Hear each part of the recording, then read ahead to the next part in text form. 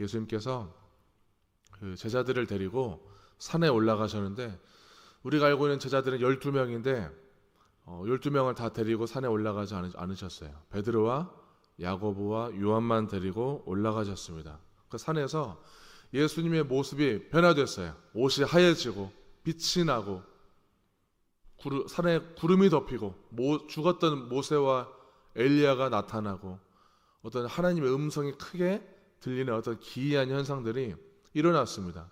이러한 기이한 현상, 신비로운 현상들을 감당할 수 있는 리더 그룹 3명만 데리고 올라간 거예요.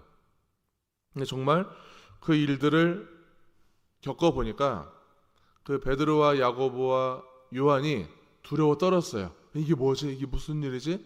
생전 처음 겪어본 거니까 너무나 이상한 거죠. 무섭기도 하고. 근데 그때 예수님께서 바로 옆에서 두려워 말라, 몸에 손을 대시면서 두려워 말라 하시니까 그제서야 정신이 번쩍 들면서 모세와 엘리야는 안 보이고 예수님만 보였어요. 저는 이 말씀이 우리에게 주시는 시사하는 바가 있다고 생각을 해요. 그리스도인들은 다양한 영적 체험을 합니다. 정말 신비로운 체험을 하신 분들이 많이 있을 거예요. 정말 심각한 고난 중에 정말 거의 죽음이 생각날 만큼 생사 앞에서 아주 신비한 영적 체험을 하신 분도 있을 것이고, 어떤 환상을 보거나 음성이 들리거나 아니면 내가 봤던 말씀이 그대로 실제 일어나는 일들, 내가 지금 오랫동안 질병을 알아왔는데 누군가 기도를 해주심으로 인해서 즉시 병이 고쳐진 일들, 이런 여러 가지 설명이 안 되는 일들을 우린 겪어요. 다 겪진 않지만. 근데 이런 체험을 하지 않은 사람 입장에서는 신기하죠. 근데 본질은 우리가 그런 간증을 많이 듣긴 하지만 본질은 그 신비한 체험을 했냐 안 했냐가 아니라 결국 우리는 예수를 바라봐야 된다는 거예요. 내가 체험을 했을지라도 우리가 바라봐야 될 분은 예수님이에요. 예수님. 그 신비한 체험이 나를 이끄는 것이 아니라 나를 이끄시는 분은 절대자 하나님, 우리의 주관자이신 그 하나님이 나를 이끄시기 때문에 우리가 바라봐야 할 대상은 신비한 체험만 갖고만 사는 것이 아니라 예수님을 바라보고 살아야 된다는 것입니다. 제자들과 예수님이 그 체험을 하고 나서 이제 산에서 내려와요. 내려오면서 예수님이 방금 전에 산에 있었던 일들을 아무에게도 말하지 말라 당부하셨어요. 우리가 사복음서를 읽어보면은 예수님께서 종종 직전에 있었던 일들을 아무에게도 얘기하지 말라고 하는 장면들이 종종 나옵니다. 다 비슷한 이유예요. 예수님의 이 공생의 사역, 특히 십자가 죽음으로 가는 이 사역들, 십자가의 길을 방해받을 수 있기 때문에 말하지 말라고 하시는 거예요. 이 말씀도 똑같아요. 근데 오늘 그 예수님께서 말하지 말라고 하는 말은 어떤 기간을 정해줬어요. 내가 죽기 전까지, 내가 죽은 자 가운데서 살아나기 전까지, 죽고 부활하기 전까지 아무에게도 말하지 말라고 명령하신 거예요. 자, 왜냐하면 이러한 어떤 환상적인 체험, 영적인 체험을 직접 경험하지 않은 사람이 말로만 들으면은 예수님에 대한 인물에 대해서 바르게 해석하지 못할 수 있기 때문이에요. 예수님이 그런 일들이 있었다고 하면서 예수님을 좀 왜곡되게 바라보거나 잘못 해석하게 되면 예수님의 사역에 방해를 줄 수 있기 때문에 그걸 사전에 차단하기 위해서 말하지 말라고 한 것입니다. 자, 그럼 언제 예수님을 바르게 이해할 수 있는가? 예수님의 죽음을 통해서만이 저분이 정말 진정한 만유의 왕이셨구나, 진짜 메시아셨구나, 이것을 그때서야 깨닫게 된다는 거예요. 우리가 살면서 다른 사람들은 그런 간증이 많은데 왜 나한테만 이런 환상이 안 보이고, 왜 나는 생생한 이 음성이 왜 안 들릴까? 나는 왜 병이 막 즉시 낫지 않을까?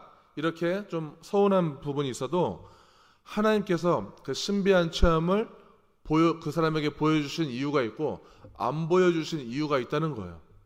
하나님의 그런 절대적인 주권 하에 하나님이 우리 인생을 이끌어 가신다는 거예요. 그러니까 체험을 안 했다고 해서 서운하지 않아도 됩니다. 열등감을 갖지 않아도 괜찮습니다. 제자들마저도 그때서야 예수님이 메시아라는 것을 깨닫게 돼요. 그러니까 예수님을 허접하게 알고 있는 사람들에게 그 환상을 얘기하면은 도리어 예수님의 십자가의 그 길, 죽음으로 점점 저벅저벅하는 길을 오히려 막아서고 방해할 수 있기 때문에 그러한 분란을 안 만들고자 하신 것입니다. 우리 10절을 같이 보도록 하겠습니다. 제자들이 물어 이르되 그러면 어찌하여 서기관들이 엘리야가 먼저 와야 하리라 하나이까? 아멘. 그럼 제자들이 질문이 생겼습니다. 제자들이 구약 성경을 이렇게 알고 있어요. 이 10절 말씀은 이 질문이 어디서 나왔냐면은 말라기 4장 5절과 6절을 근거로 해서 나온 거예요. 여호와의 크고 두려운 날이 이르기 전에 엘리야를 너희에게 보내시리니, 이 말씀을 알고 있는 거예요, 제자들이. 그러면 예수님, 메시아라는 게 깨달아졌는데 예수님이 분명 말라기서에는 메시아가 오기 전에 엘리야를 보내신다고 하셨는데 이거 무슨 말이죠? 이미 서기관들과 유대 종교 지도자들은 이걸 통념으로 알고 있고 이거를 사람들에게 퍼뜨리고 있어요. 이 말씀은 어떻게 된 거죠? 묻습니다. 왜 예수님이 메시아라면 왜 먼저 엘리야가 오지 않는 겁니까? 여쭤봤어요. 예수님의 대답이 11절에 나옵니다. 11절을 제가 읽겠습니다. 예수께서 대답하여 이르시되 엘리야가 과연 먼저 와서 모든 일을 회복하리라. 예수님은 엘리야가 먼저 온다는 말라기의 예언을 부정하지 않으시고 인정하십니다. 엘리야가 과연 먼저 와서 모든 것을 회복시키실 것이다. 다만 우리가 알고 있는 그 엘리야, 죽지 않고 하늘로 승천했던 그 엘리야가 그 인물이 직접 오는 것이 아니라 그 엘리야를 보낸다는 말은 우리를 위해서 엘리야의 역할을 할 세례 요한을 두고 하신 말씀이에요. 세례 요한이 예수님보다 먼저 와서 모든 것을 회복시키실 것이다. 세례 요한과 예수님은 나이가 얼마나 차이가 나는지 아세요? 동갑이에요. 세례 요한과 예수님은 동갑입니다. 누가 먼저 태어났을까요? 세례 요한이 먼저 태어났어요. 정확한 개월수는 모르겠지만 6개월 정도 아마 먼저 태어났어요. 먼저 태어났고 먼저 사역을 시작했어요, 세례 요한이. 그래서 천국 복음을 전파하시죠. 그때 세례 요한의 역할들은 복음 없이 살아가는 수많은 영혼들을 위해서 영혼들의 그 심령을 뒤집어 놨어요. 복음을 전해서 회개하라, 천국이 가까웠느니라. 그 속에 있는 뭔가 갈급한 심령들을 뒤집어 놓고 드디어 복음을 전하게 됩니다. 그 복음을 들은 많은 사람들이 회개하고 세례 요한을 또는 어떤 메시아를 기다리게 되는 거예요.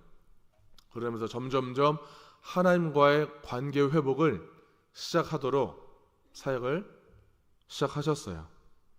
그런 세례 요한이 어떤 대우를 받았는가 한번 보겠습니다. 12절 같이 보겠습니다. 내가 너에게 말하노니 엘리야가 이미 왔으되 사람들이 알지 못하고 임의로 대우하였도다. 인자도 이와 같이 그들에게 고난을 받으리라 하시니. 아멘. 자, 엘리야가 이미 왔으되 누구라고요? 세례 요한이 먼저 왔어요. 먼저 왔는데 사람들은 세례 요한을 알아보지 못하고 임의로 대우했어요. 임의로 대우했다는 말은 세례 요한을 핍박하고 박해하고 죽게 했다는 거예요. 나도 그와 같이 죽을 것이다. 나도 그처럼 고난받을 것이다 얘기하는 겁니다. 세례 요한의 운명은, 세례 요한의 쓰임새는 하나님 입장에서 세례 요한의 쓰임새가 있어요. 젊은 나이에 비참하게 죽는 거예요. 누구를 전하다가, 예수를 전하다가 죽는 것이 하나님이 세례 요한을 향한 계획이었어요. 세례 요한은 그 한정된 기간만큼 아주 잘 쓰임 받고 하늘나라로 갔습니다. 아주 멋진 인생이에요. 복음을 모르는 사람들에게는 세례 요한의 그 생애를 바라보면은 개죽음이라고 볼 수 있지만 전혀 그렇지 않았어요.